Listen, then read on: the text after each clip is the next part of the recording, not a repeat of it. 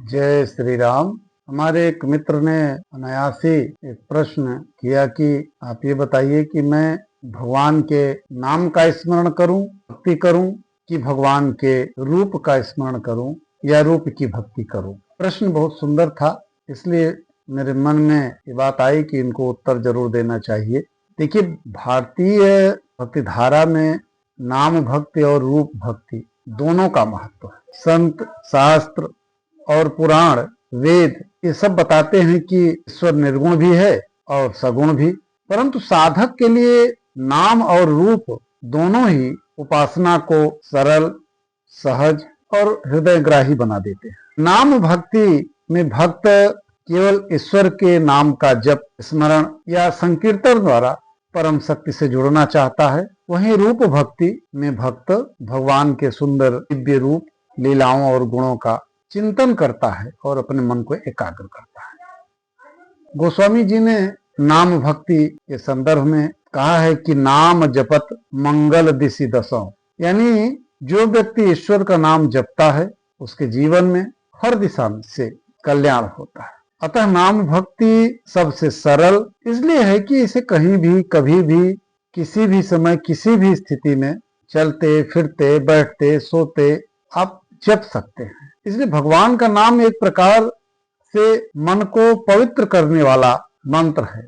और मैंने पहले भी अपने एक एपिसोड में बताया था कि आप नाम जप, जो आपको नाम प्रिय हो वही जपिए, राम, कृष्ण, शिव, हनुमान, नारायण आदि आदि, क्योंकि भगवान के रूप अनेक हैं लेकिन अंश एक ही है।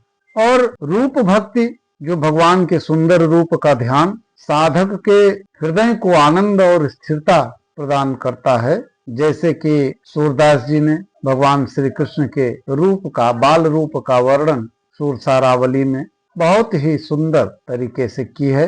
गोस्वामी जी ने स्वयं उनके रूप भक्त की चर्चा की है। ये राम मैं सब जग जानी, करह प्रणाम जोरि जुग पानी। यह रूप भक्ति का चरम है, जहाँ भक्त को हर दिशा में वही दिव्य रूप दिखाई देता है। इसलिए ये दोनों मार्ग, चाहे नाम भक्ति का हो चाहे रूप भक्ति का हो, हमें अलग अलग अवश्य दिखाई देते हैं, लेकिन ये दोनों वस्तुतः एक दूसरे के पूरक हैं। नाम रूप की ओर ले जाता है और रूप नाम के रस को बढ़ा देता है।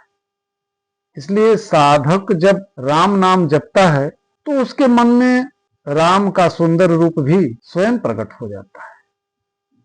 इसलिए जब भक्त भगवान के रूप का ध्यान करता है तो उसके मुख से सहज ही उनके नाम की धारा बहने लगती है। नाम मन को पवित्र करती है और भगवान का रूप यानी भक्ति मन को स्थिर करती है।